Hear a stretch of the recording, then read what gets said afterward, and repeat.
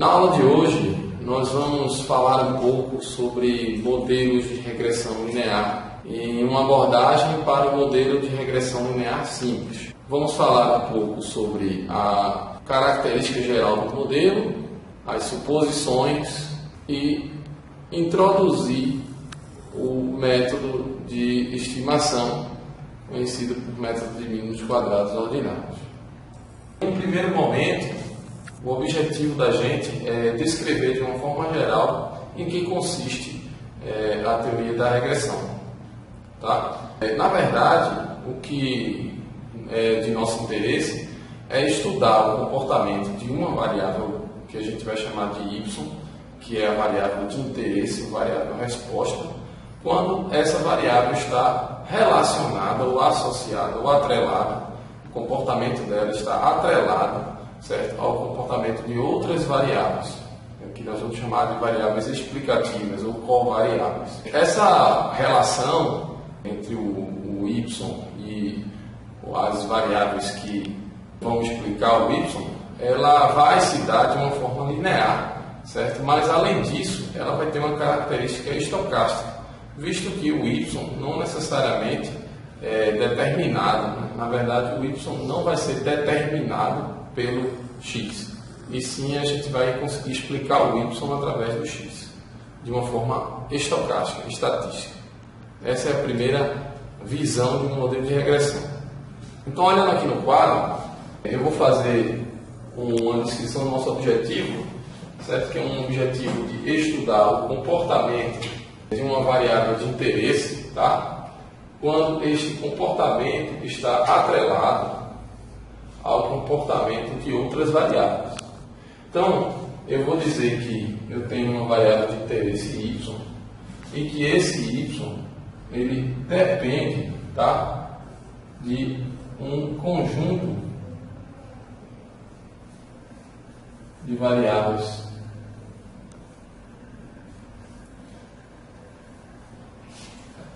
Então, por exemplo, eu posso dizer que a nota, o desempenho médio do aluno na universidade está associado, por exemplo, com o desempenho dele no vestibular.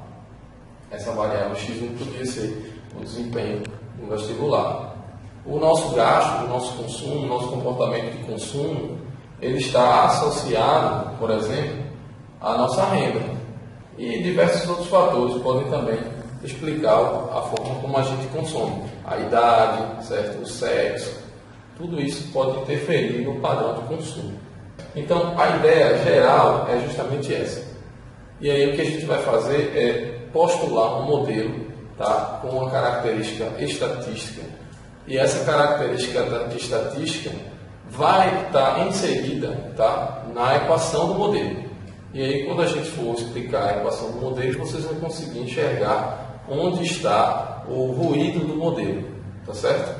Que é a parte aleatória que vai controlar, certo, o y com os demais x. Então, como eu havia explicado a vocês antes, nesse exemplo, tá, eu vou dizer que o desempenho dos alunos na universidade, a variável de interesse vai ser a nota média. Então, a média da nota do aluno vai ser um referencial do seu desempenho na universidade, certo? E o que pode explicar essa nota média? Tá? A variável nota do vestibular, se o aluno veio de escola pública ou privada, pode até ser a questão do sexo, se é homem ou mulher, será que geralmente a gente consegue caracterizar alguma coisa entre homens e mulheres em termos de desempenho médio na universidade, e assim por diante. Esse é um exemplo que pode descrever bem aqui o nosso tipo de modelagem. No nosso estudo de regressão, nós vamos trabalhar com um tipo de dados que é chamado de dados cross-section ou dados de corte transversal. O que é um dado de corte transversal? Nada mais é do que um dado onde você fixa uma unidade de tempo e coleta as informações para esta unidade de tempo. Tá certo? Então, por exemplo, eu posso estar de olho, tá, no comportamento de uma variável y associada a uma variável x, tá?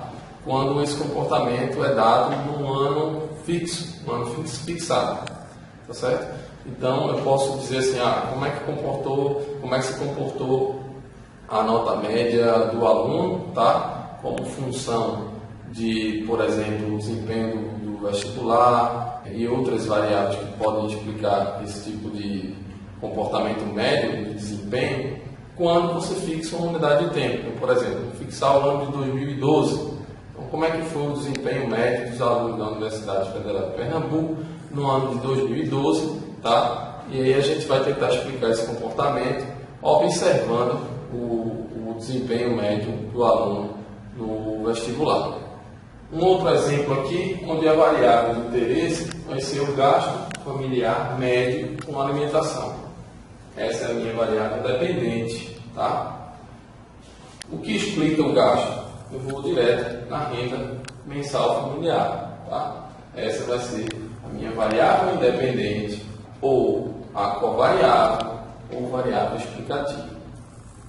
Graficamente, a gente pode ver aqui que o comportamento do gasto, dado que a renda é de 100, tá? Pode ser descrito por uma curva de densidade, tal como essa aqui que vocês estão vendo.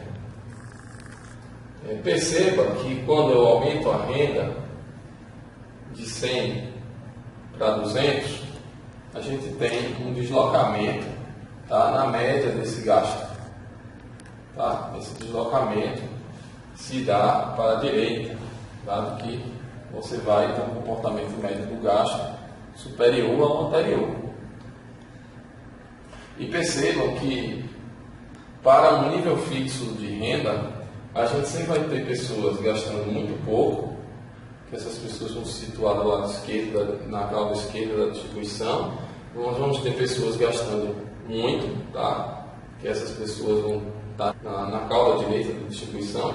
E nós vamos ter uma maioria de pessoas, né, se comportando no entorno da média, que é justamente o valor esperado da variável. Vamos agora observar o seguinte exemplo. Uma rede de lojas que vende um determinado produto por um preço unitário de R$10, tá? E digamos que ela vende uma quantidade de X, certo? Desses produtos. E nós vamos chamar de Y o valor arrecadado.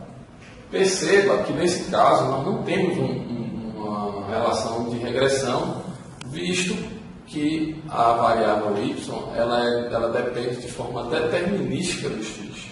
Tá? Ou seja, você fatura exatamente o preço vezes a quantidade. Certo? Ou seja, a quantidade é determinística, é determinada ali naquele momento, você multiplica pelo preço e calcula o faturamento. Então esse é um caso, tá, onde a gente não poderia ajustar um modelo de regressão, visto que não tem aleatoriedade, não tem nenhuma relação estocástica ou aleatória ou randômica entre a variável y e a x. Observando aqui a figura 4, que está na apostila de vocês, nós vamos observar o número de fios de cabelo, tá? Comportamento do número de fios de cabelo, dado a idade do homem. Vocês percebam que isso é um comportamento que não é determinístico. Então a gente pode usar um modelo de regressão linear para tentar estudar esse tipo de variável. Percebam também que aqui a gente vê claramente que existe uma curva parabólica, né, que a gente pode traçar para tentar descrever o comportamento médio do número de fio de cabelo dado a idade. Nesse gráfico aqui, o que é que eu quero mostrar para vocês? Observe que a variável y é a variável de interesse, de forma que o y se relaciona com o x. É função de x, mas não uma função que eu conheça, tá? Ele é uma função que depende do comportamento aleatório, ou seja, depende de uma natureza randômica, estocástica, aleatória. Só que na regressão linear, nós vamos estudar o comportamento médio dessa variável y, visto que a média é sempre um referencial. A média de uma variável é um referencial de centro de gravidade, ou seja, as variáveis convergem para o seu comportamento médio. Daí o nosso objetivo em estudar o comportamento médio. Sempre a média traz algum tipo de informação sobre uma variável. Então, no nosso caso, nós vamos estudar o valor esperado da variável y, dado o valor de x. Esse valor esperado, tá, vai ser, perceba que aqui no meio existe o quê? Uma variável aleatória, y condicionada ao comportamento de x. O que eu vou dizer aqui é que a média de y condicionada a x segue o caminho de uma reta. Essa reta, tá, ela vai ser uma reta com um intercepto beta 1 e inclinação beta 2. Perceba que eu posso escrever isso aqui, tá? Ou escrever isso. Y, tá, é igual a beta 1 mais beta 2 x. E aí, para equacionar o y com o x, já que não é uma relação determinística, o que a gente faz? A gente coloca a parcela do erro.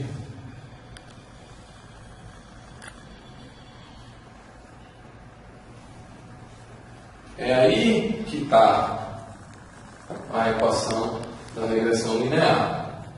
Então, nós temos que y, tá, se relaciona com x por meio de uma relação linear, tá, mas que quem equilibra isso são os erros que nós vamos cometer, tá, ao relacionar o y e o x desse jeito.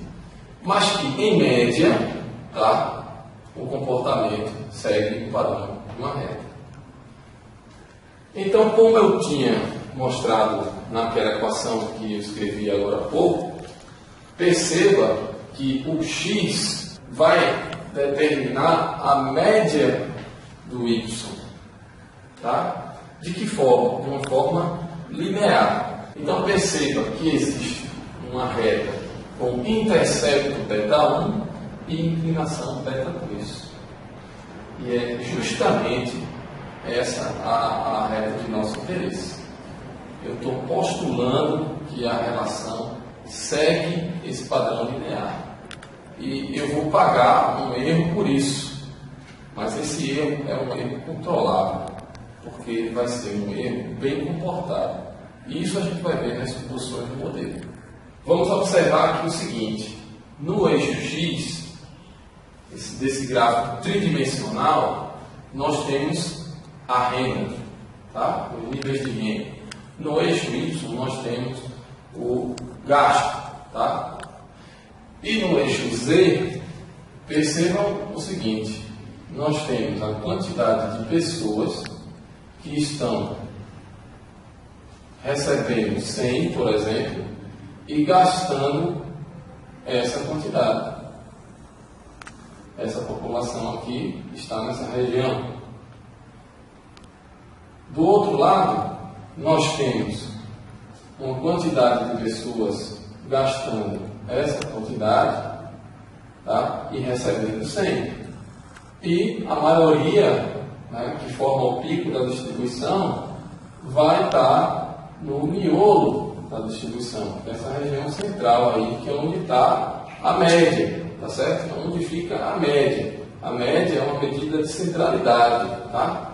Uma medida de tendência central, ou seja, as coisas convergem para a média. E aí nós vamos estudar o comportamento da média, tá? Postulando uma relação linear estocástica entre a variável y e a variável x. Vamos agora voltar ao nosso modelo de gasto e renda.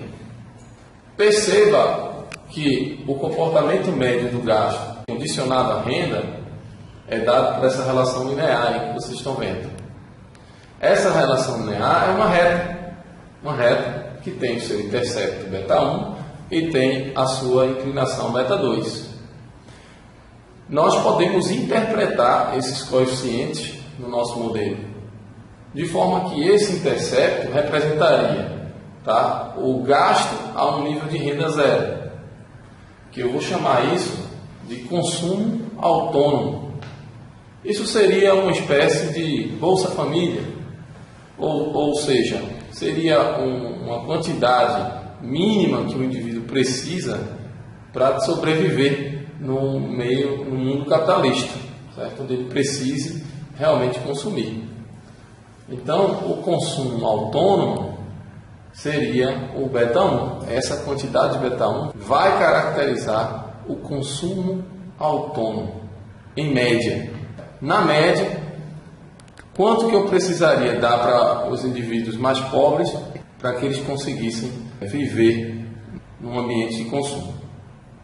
A inclinação da reta, que é o parâmetro β2, coeficiente angular, eu vou chamar isso aí de propensão marginal a consumir.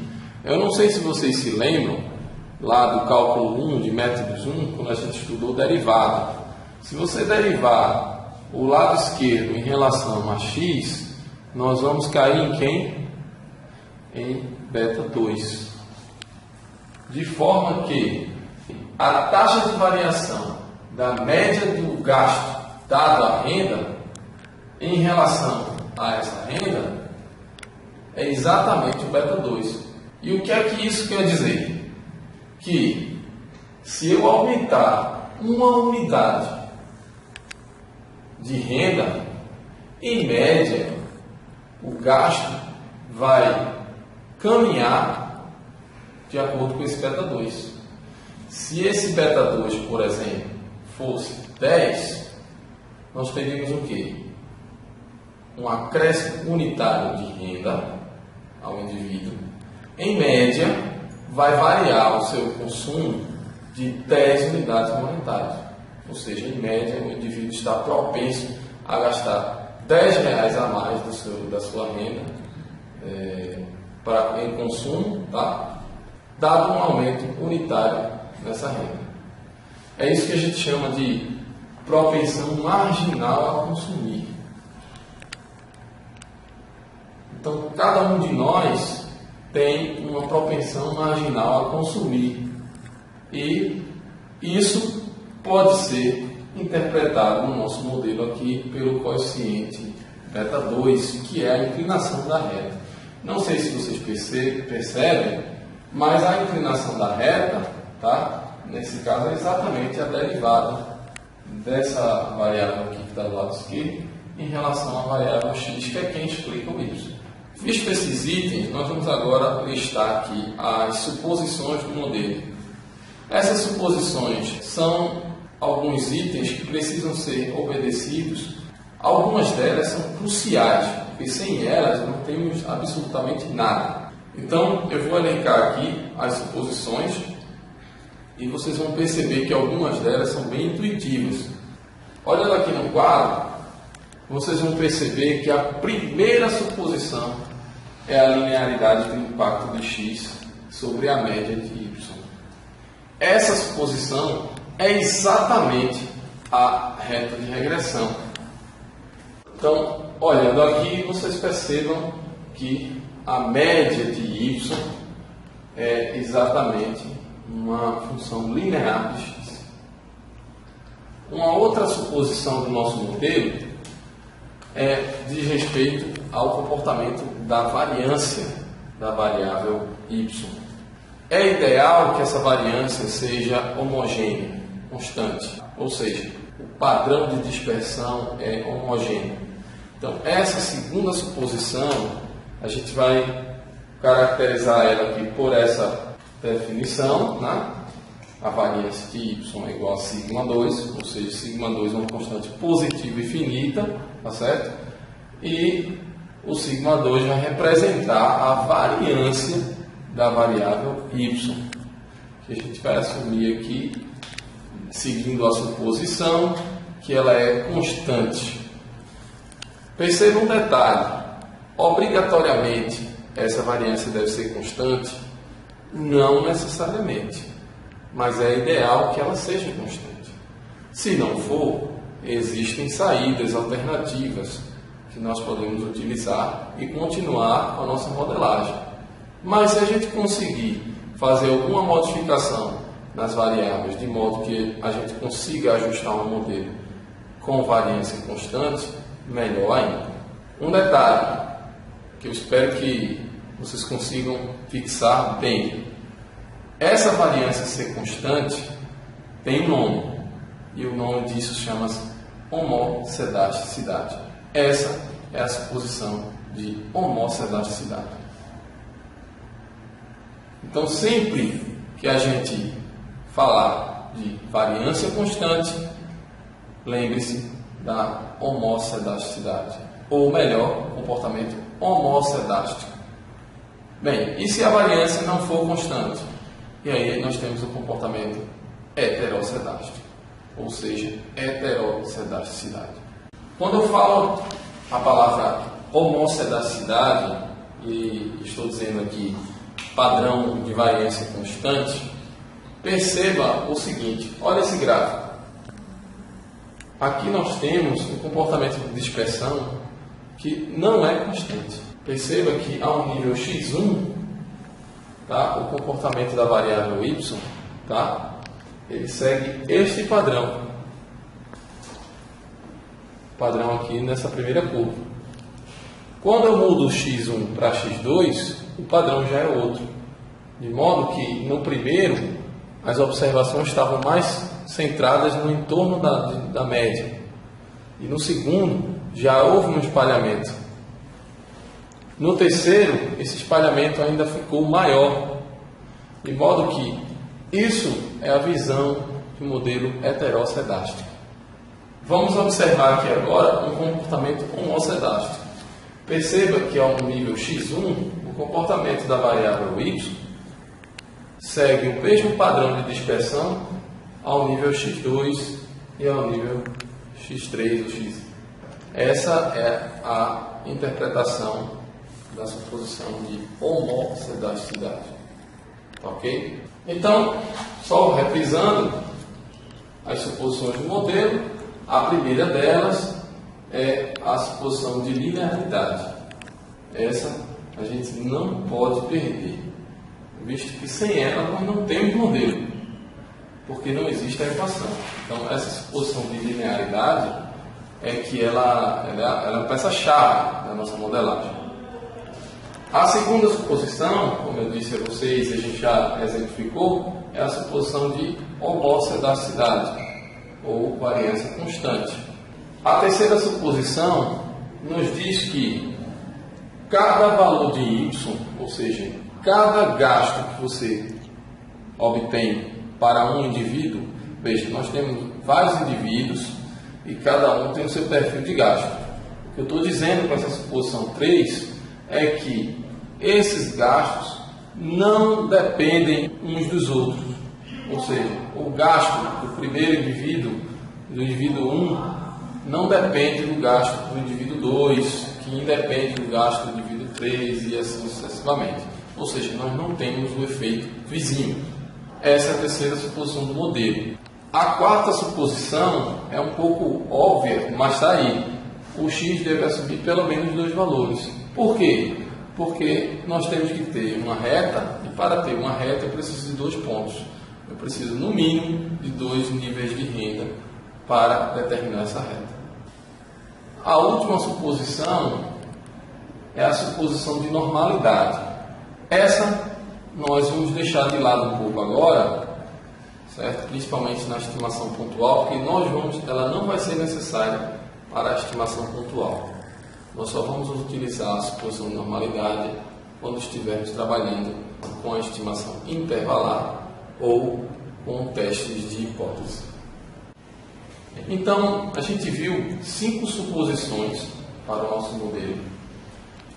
A primeira delas diz exatamente que o nosso modelo, que segue um comportamento linear para explicar o y condicionado ao x. A segunda suposição que nós falamos foi a homocedasticidade. Nós vamos supor aí um modelo homocedástico. A terceira suposição foi a questão do efeito vizinho. A quarta suposição diz respeito a você ter no mínimo 2 observações para conseguir determinar a reta. E a última suposição foi a suposição de uma normalidade.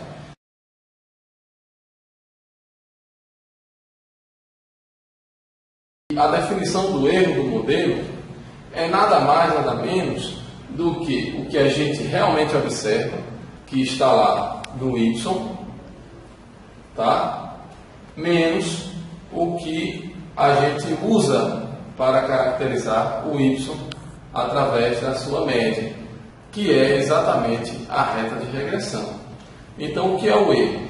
É exatamente essa distância, certo? Do verdadeiro valor observado para o y e o valor que você postulou através da reta de regressão. Então, no nosso modelo, nós temos que o y é o beta 1 mais o beta 2 vezes o x mais o erro. Essa parte aqui, que é constituída pela parte da reta de regressão, que é exatamente a média de y, é a componente sistemática. Ela é determinística. E para equilibrar a equação, a gente coloca a parcela de erro, que é a componente aleatória, que eu digo que é o Gasparzinho, porque embora a gente não enxergue os erros, tá? Eles são camaradas, certo? Então, os erros do modelo é a parte aleatória, que é o Gasparzinho, que é o fantasminha camarada. Observando esse gráfico, a gente pode perceber aqui o que representa esse erro. Então, digamos que a reta de regressão seja representada por essa linha, que vocês estão vendo aí, essa linha azul, que é dada, segundo a nossa suposição, pela reta beta 1 mais beta 2x. Isso representa o comportamento médio da variável y condicionada ao x. E aí, o que é que nós vamos fazer? Esses pontinhos marcados seriam os verdadeiros valores encontrados nas observações, nos dados. De modo que a distância vertical desse ponto ao que a reta encontra é o que a gente chama de erro. Então percebam que nós podemos errar para mais, o que seria um erro para cima, uma estimação acima, ou para menos, que seria uma previsão para baixo. É inevitável cometer erros, mas o que é a grande característica desse modelo? É que, errando para mais, errando para menos, na média, nós não erramos. Então, se eu tirar a média dos erros, isso vai dar 0. Essa é outra suposição do nosso modelo. Em média, nós não erramos. Então, nós vamos desenhar essa suposição da seguinte forma. Em média, o erro é 0. Embora a hora você erre para cima, a hora erre para baixo, mas na média, o erro é 0. Se você tirar a média de todos os erros que você cometer, isso vai dar 0. Então, em média, nós não erramos. Então, vamos só recapitular as suposições do nosso modelo. Suposição 1, que eu vou chamar aqui de S0, o modelo está correto, a relação é linear. Suposição S1, em média não erramos, os erros têm média 0. Suposição S2, homocedasticidade, a variabilidade do erro, tá? É constante. Suposição S3, erros não correlacionados. Essa suposição S3 eu estou trocando porque ela é equivalente ao efeito vizinho. Não existia efeito vizinho, ou seja, erros não correlacionados é a mesma coisa que dizer que não tem efeito vizinho. A suposição S4 dizer que nós dizemos que x assume pelo menos dois valores para que a gente possa determinar a reta. E a suposição S5 é a suposição de normalidade para os erros. Não vamos precisar dessa suposição agora. A gente só vai utilizar a suposição de normalidade quando a gente estiver fazendo inferência via estimação intervalar ou via teste de hipótese.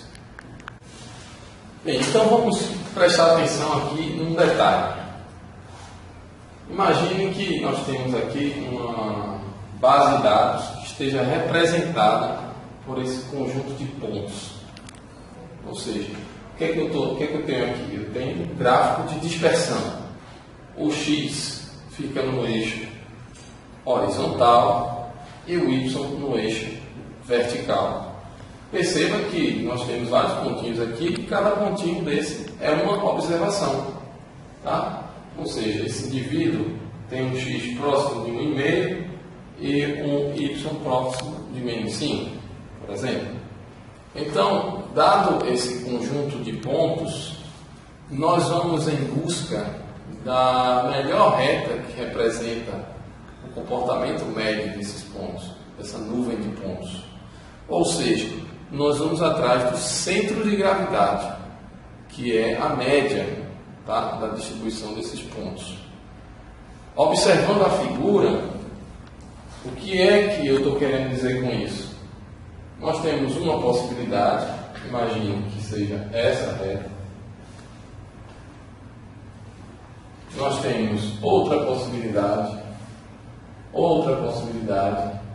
Entre várias possibilidades, existe uma reta que melhor se ajusta a esses dados. Essa é a reta de mínimos quadrados. Percebam que a nossa equação diz que a média de y dado x é beta 1 mais beta 2x. Nós não conhecemos nem beta 1 nem beta 2. E quando nós não conhecemos alguém em estatística, o que nós fazemos é colocar o chapéu. E quem coloca o chapéu estima. Então, nós vamos estimar essa reta de regressão por meio do método de mínimos quadrados ordinários. E aí eu coloco o chapéu em cima dos betas para indicar que se trata de estimadores e não mais dos verdadeiros parâmetros. É lógico que se a gente vai estimar, nós queremos acertar em média, ou seja, vamos em busca de estimadores que em média se comportam muito bem. E uma das características muito boas para um estimador é ele ser não viesado. Depois nós vamos verificar que esses estimadores eles possuem o comportamento médio exatamente igual ao verdadeiro valor do parâmetro, de modo que em média você acerta o alvo.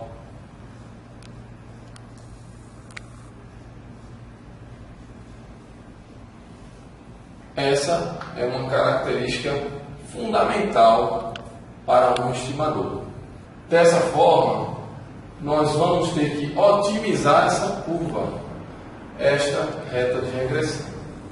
Também vale ressaltar aqui o seguinte: imagine que nós tivéssemos um conjunto de pontos que se apresentassem com uma curva parabólica, tal como no exemplo dos fios de cabelo que nós mostramos ali no início do vídeo.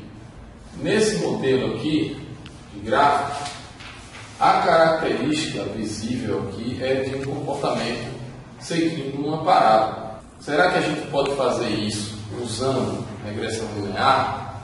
Bem, basta que a gente postule que a relação do y com o x se dá em torno de uma parábola. x2 mais bx mais c E aí você coloca a parcela de erro para garantir que a equação se equilibre. O que acontece aqui é que nós temos aqui agora um modelo com mais de um regressor, mais de uma variável explicativa, x e o quadrado de x. Nesse caso, nós também temos um modelo de regressão linear, mas com especificação quadrática. Perceba que a linearidade do modelo está nos parâmetros dele e não nos regressores. Isso abre um leque para uma infinidade de possibilidades para ajuste. E nós vamos fazer isso da forma mais conveniente possível, utilizando um modelo otimizado, usando o método de mínimos quadrados ordinários. Nesse vídeo, a nossa abordagem ficou por aqui e na próxima etapa nós vamos mostrar como que é feita a estimação dos parâmetros do modelo. Aguardo vocês até o próximo vídeo. Muito obrigado e até a próxima.